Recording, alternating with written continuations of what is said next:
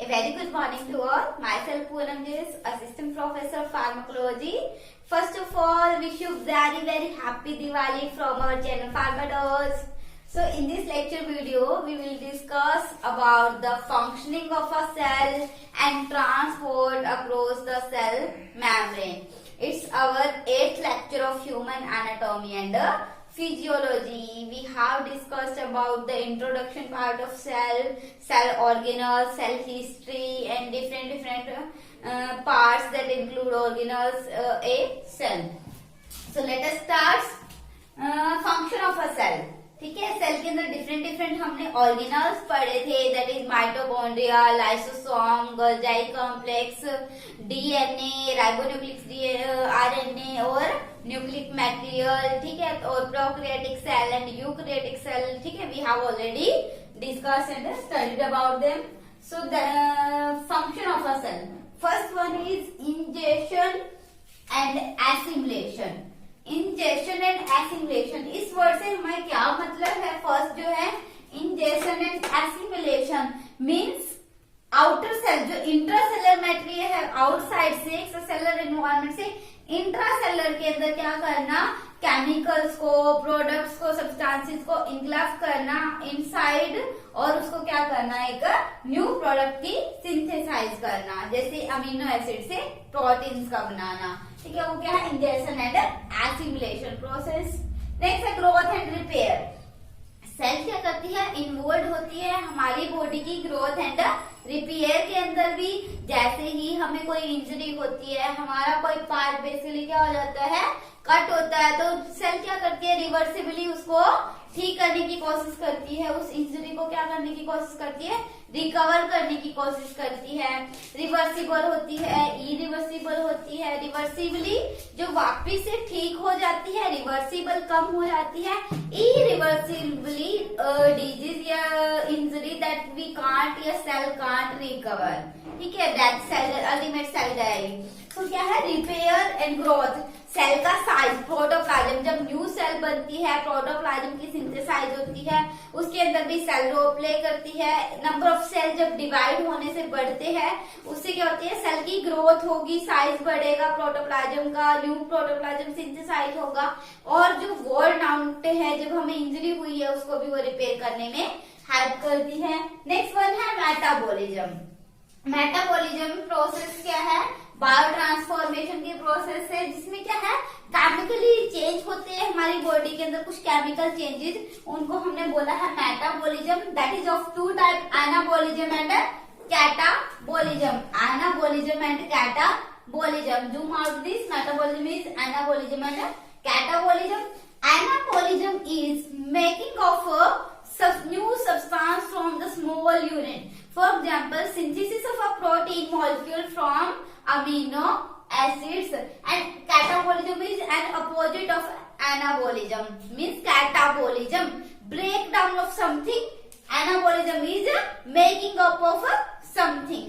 So catabolism से क्या होता है? जैसे फॉर एग्जाम्पल प्रोटीन्स है, कोई बिग मॉलिक्यूल है, उसका स्मॉल मॉलिक्यूल के अंदर ब्रेक डाउन होना, कन्वर्ट होना, that is called catabolism.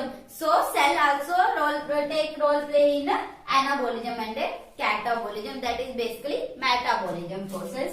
Next है रेस्पिरेशन. रेस्पिरेशन क्या होता है? Gases exchange means O2, oxygen carrying blood take up करना by the lungs and CO2, carbon dioxide carrying blood, deoxygenated blood. उसकी जो प्यूरिफिकेशन है वो कौन करता है? लंग्स करता है by the help of cell. तो उसमें क्या करता है? ब्लड उसको हमारे ऑक्सीजन जो कैरी करता है, उसको हमारे बॉडी टिश्यूज को, सेल को प्रोवाइड करता है. ठीक है, नेक्स्ट है एक्सक्रीशन. जो सेल है वो एक्सक्रीशन में भी जो मतलब वेस्ट प्रोडक्ट है हमारी बॉडी के, ऑर्गन्स के, उनको एक्सक्रीट आउट करने में भी हेल्प करता है. ठीक है, और मतलब उनको जैसे कि कोई जो भी वेस्ट, जैसे कि एसिमिलेशन वगैरह प्रोसेस हुई है, मेटाबॉलिज्म प्रोसेस है, इससे जो भी वेस्ट मटेरियल बने हैं वो हमारे एक्सक्रीट हो गए बॉडी से bye the help of blood through kidney and lungs. Next है इरेटिबिलिटी एंड कॉन्ट्रेक्टिलिटी। ये क्या है कि फॉर एग्जाम्पल कुछ स्टिमुलस आया, फिजिकल हो, केमिकल हो, थर्मल हो, ये बॉडी को क्या करता है, स्टिमुलस प्रोवाइड करता है जिसमें सेल उसके अगेंस्ट में रिएक्ट करती है, ठीक है। That is irritability and contractility. मतलब जो हमारे जैसे मसल्स की कॉन्ट्रेक्शन होती है, जो कोई न्यूरोट्रांसमीटर रिलीज होगा। नेक्स्ट है रिप्रोडक्शन प्रोसेस। रिप्रोडक्शन प्रोसेस क्या होते हैं, एक ऐसी प्रोसेस होती है जिसके अंदर सेल अपने आप को ग्रो करेगी, नंबर के अंदर भी, साइज के अंदर भी। There is two process, mitosis and meiosis, ठीक है। We will going to discuss mitosis and meiosis in further lectures, ठीक है।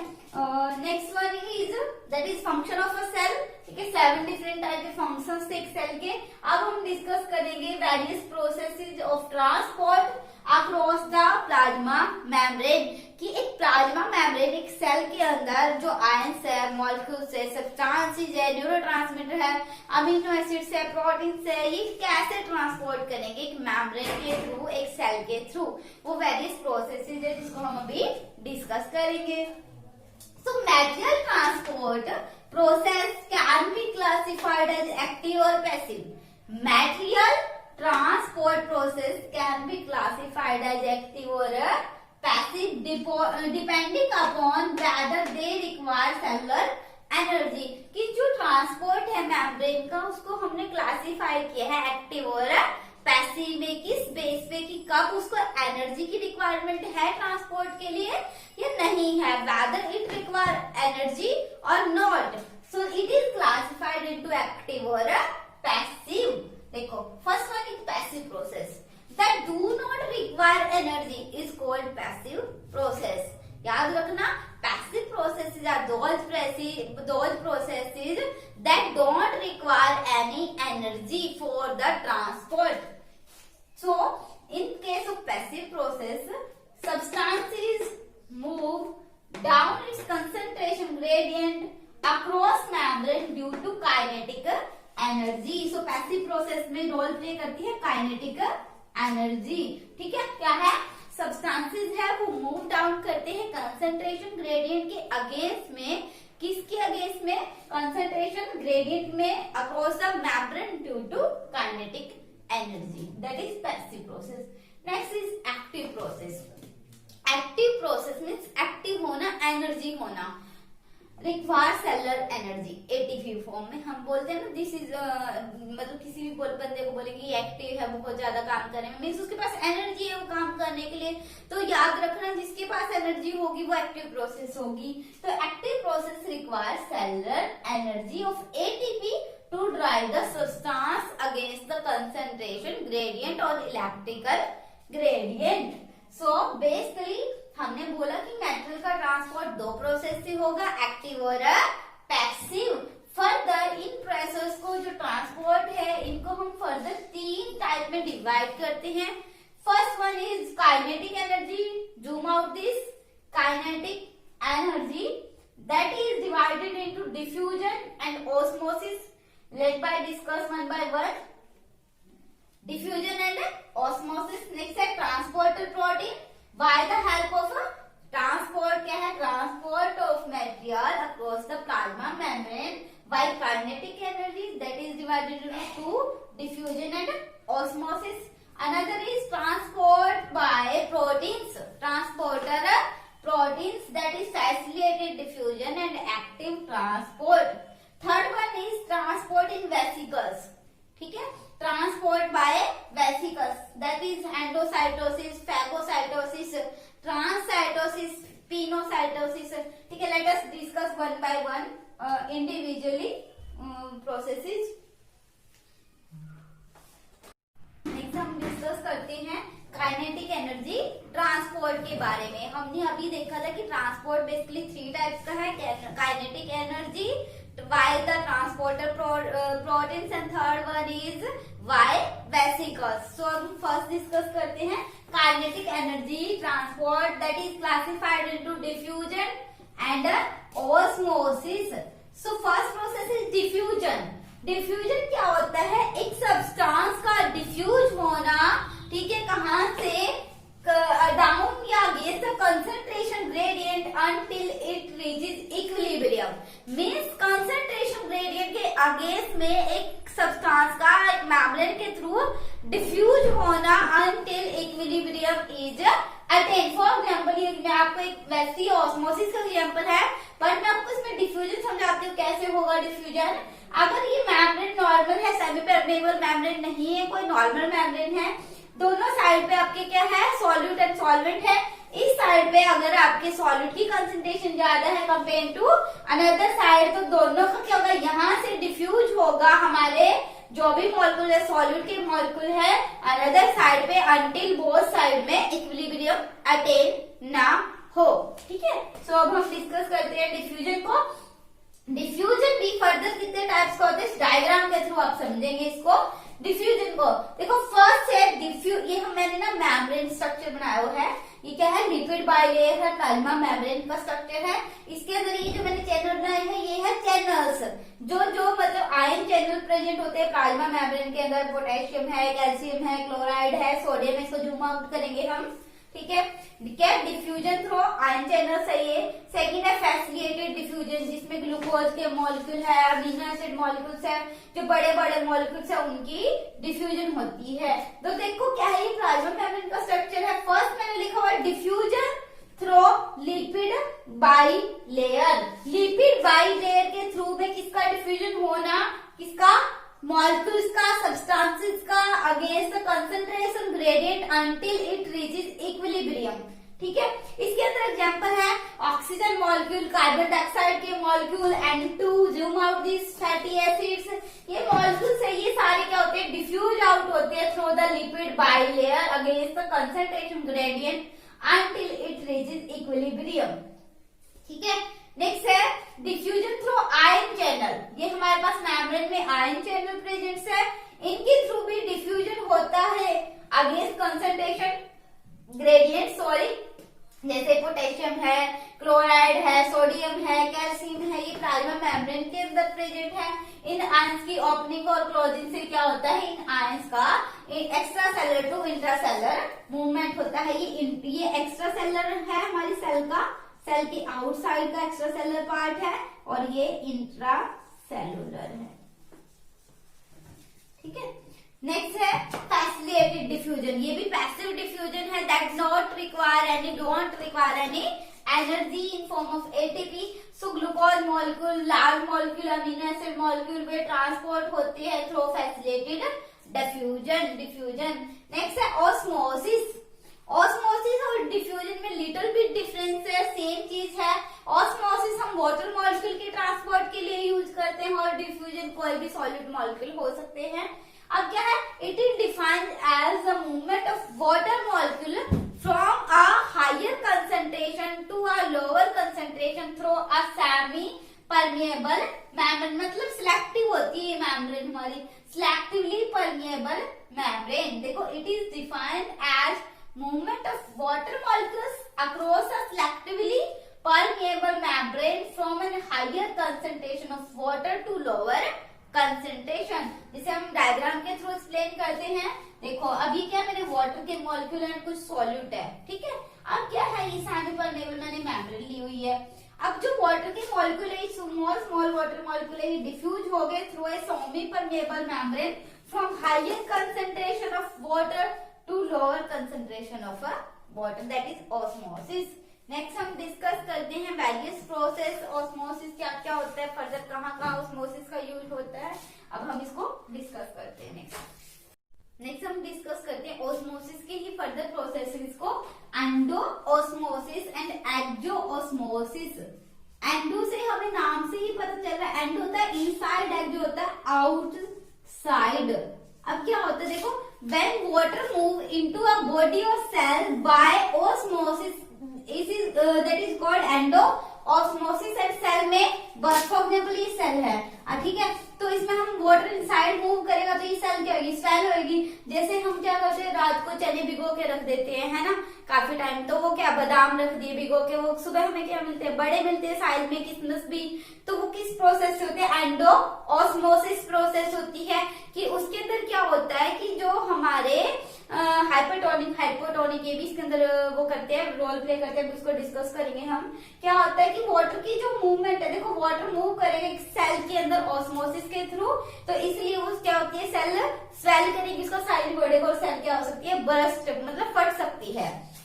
नेक्स्ट है exosmosis, means outside the water molecule move करेगी बॉडी के अंदर, एक सेल के अंदर बाय ऑस्मोसिस, सॉरी मूव करेंगे आउट फ्रॉम अ बॉडी और a cell by osmosis, that is called exosmosis. Water molecule का एक सेल से बाहर निकलेगा तो सेल का साइज क्या होगा, स्मॉल हो जाएगा, सेल क्या होगी, श्रिंक हो जाएगी, बड़े साइज से सेल छोटे साइज में कन्वर्ट होगी, सेल की श्रिंकेज होगी और इसको हम क्रीनेशन भी बोलते हैं, क्रीनेशन प्रोसेस। ठीक है, नेक्स्ट मैं डिस्कस करती हूँ आइसोटोनिक सॉल्यूशन के बारे में, ये काफी इंपॉर्टेंट है। आइसोटोनिक, हाइपरटोनिक,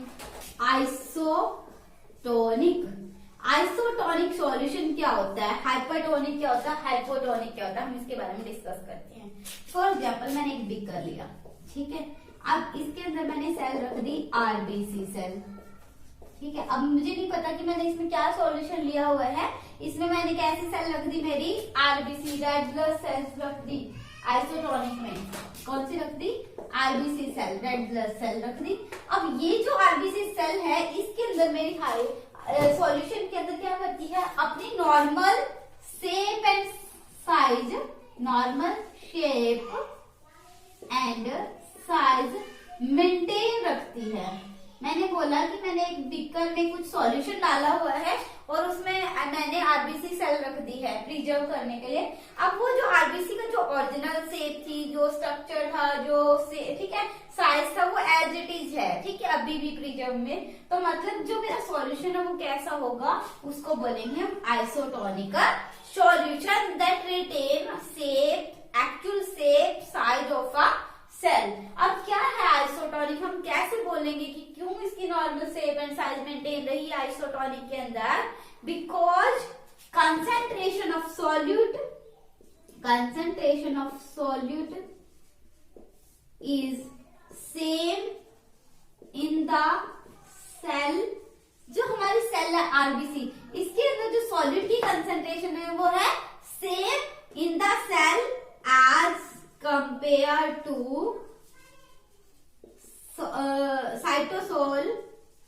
साइटोसोल और आउटसाइड ऑफ द सॉल्यूशन। मतलब जिस सॉल्यूशन, अब हमारे पास ये आइसोटोनिक सॉल्यूशन में बोल रही हूँ, इस सॉल्यूशन के अंदर जो सॉल्यूट की कंसंट्रेशन है वो सेम है जो कि आरबीसी के अंदर सॉल्यूट की कंसंट्रेशन है, इसलिए हमने इसको बोल दिया आइसोटोनिक सॉल्यूशन।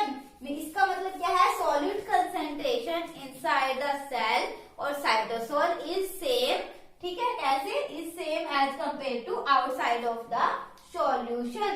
जितनी सेल सॉल्यूट की कंसंट्रेशन सेल के अंदर है, उतनी ही कंसंट्रेशन सॉल्यूट की आउटर सॉल्यूशन में है और उतनी ही साइटोसोल में। इसका मतलब क्योंकि अब जब इस सॉल्यूशन की भी सेम सॉल्यूट कंसंट्रेशन, सेल की भी सेम, तो इसकी कुछ भी नहीं होगा, ना श्रिंक होगी ना ब्रस्ट होगी, जो इसकी एक्चुअल शेप थी वो मेंटेन रहेगी, इसलिए हमने इसको बोल दिया isotonic solution. Next one is hypertonic solution. Hypertonic, अभी आइसोटोनिक सॉल्यूशन पढ़ा था, अब है हाइपरटोनिक सॉल्यूशन। देखो नाम से ही पता चल रहा है, हाइपर मींस हाई कंसंट्रेशन। इसके अंदर क्या होगा, सॉल्यूशन के क्या कंटेन्स करेगा, हायर कंसंट्रेशन ऑफ सॉल्यूट, ठीक है, हायर कंसंट्रेशन ऑफ सॉल्यूट, ठीक है, देन द आउटर सॉल्यूशन। इसके अंदर क्या होगा कि जो आपका सॉल्यूशन है उसके अंदर हायर कंसंट्रेशन है सॉल्यूट की, ठीक है, देन सॉरी आउटर सॉल्यूशन में, then inside higher concentration solute then the inside of the cell, मतलब सेल की इनसाइड के कंपैरिजन में आपका सॉल्यूट की जो कंसेंट्रेशन अब सॉल्यूशन में ज्यादा है। आइसोटोनिक में तो सेम थी, बट हाइपरटोनिक में क्या होगी, आउटर सॉल्यूशन के अंदर सॉल्यूट की कंसेंट्रेशन ज्यादा होगी। देखो हाइपरटोनिक तो ये क्या करेगी सेल, हाइपरटोनिक मीन्स बाहर पे ज्यादा सॉल्यूट है अंदर कम है, तो वाटर मॉलिक्यूल कहाँ आएंगे, इस सेल से यहाँ पे मूव करने की कोशिश करेगी क्योंकि यहाँ सॉल्यूट ज्यादा है, तो सेल क्या करेगी इस केस में, श्रिंक करेगी हाइपरटोनिक में। जब हम सेल को, अगर हम आरबीसी को हाइपरटोनिक सॉल्यूशन में रखेंगे तो वो सेल की क्या हो जाएगी, श्रिंकेज हो जाएगी। नेक्स्ट है हाइपोटोनिक सॉल्यूशन, हाइपोटोनिक, ये था हाइपरटोनिक। नेक्स्ट है हाइपोटोनिक, हाइपोटोनिक। अब इसके नाम से ही पता चल रहा है, हाइपो मीन्स लेस सॉल्यूट है ना, नाम से पता चल रहा है हाइपो, ठीक है। क्या है, लेस अमाउंट या low amount of, less amount of solute, amount of solute या लोअर अमाउंट ऑफ, क्या है, lower amount of solute concentration than that of the cytosol, than that of the cytosol या outer solution of the cytosol. Means जो outer solution है इसके comparison के अंदर अब सेल के अंदर जो सॉलिड की कंसंट्रेशन है वो कम है, तो वाटर के मॉलिक्यूल सॉल्यूशन से सेल के अंदर मूव करेंगे तो सेल का साइज क्या होगा, बड़ा होगा और सेल की स्वेलिंग होगी और सेल क्या कर सकती है, ब्रस्ट आउट कर सकती है। ठीक है, नेक्स्ट है हम डिस्कस करते हैं टॉनिसिटी वगैरह को और इसकी मेडिकल यूजेस को।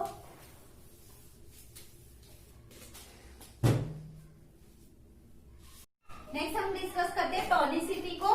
तो टॉनिसिटी क्या होती है, a solution ability to change the volume of cells by altering their water content. जैसे अपने अभी पढ़ा हाइपरटोनिक, हाइपोटोनिक, इसमें क्या हो रही है, अल्टीमेट वाटर कंटेंट की हमारी चेंजेस हो रहे हैं, तो वॉल्यूम चेंज करना सेल्स की, अल्टर करके वाटर कंटेंट को इज कॉल्ड टॉनिसिटी। तो हम मेडिकल यूजेस देख लेते हैं hypertonic, isotonic and hypotonic solutions की।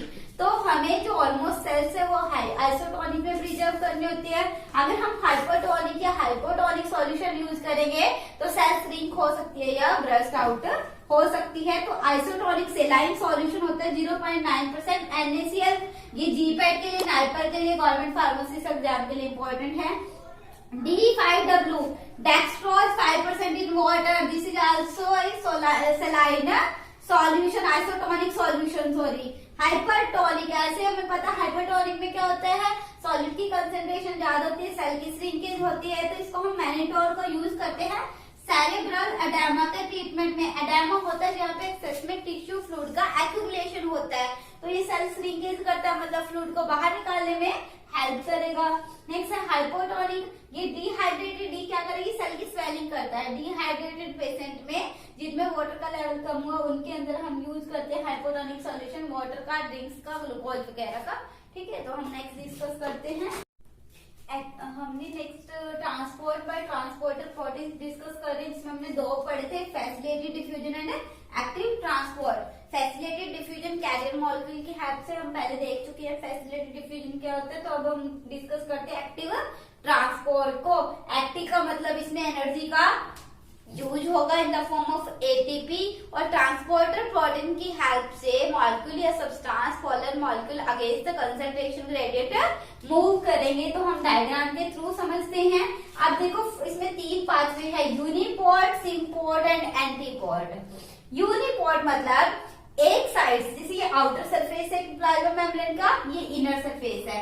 एक्स्ट्रासेलुलर सरफेस से किसी सब्सटेंस का, मॉलिक्यूल का मूवमेंट होना इनसाइड में, ठीक है, outside to inside. For example ऐसे एक मॉलिक्यूल है, ये आउटसाइड से इनसाइड मूव करा है एक चैनल के थ्रू, एक ट्रांसपोर्टर के थ्रू, एक ट्रांसपोर्ट मैकेनिज्म के थ्रू, इसलिए हमने इसको यूनिपोर्ट पाथवे बोल दिया, और by use of ATP energy. Second है सिंपोर्ट। सिंपोर्ट का मतलब दो मॉलिक्यूल का एक साथ ट्रांसफर होगा, या तो आउटसाइड से इनसाइड या इनसाइड से आउटसाइड, बट डायरेक्शन रहेगी सेम। अगर एक मॉलिक्यूल अंदर से बाहर है तो दूसरा मॉलिक्यूल भी अंदर से बाहर आएगा। अगर अंदर से बाहर जा रहा है तो दूसरा मॉलिक्यूल भी अंदर से बाहर जाएगा। अगर बाहर से अंदर आ रहा है तो बाहर से अंदर आएगा। जैसे एस एक ए मॉलिक्यूल अलग है, एस बी मॉलिक्यूल अलग है, ये एस ए भी अंदर आया है, एस बी भी अंदर आया, तो ये पाथवे कौन सा होगा, सिंपोर्ट पाथवे।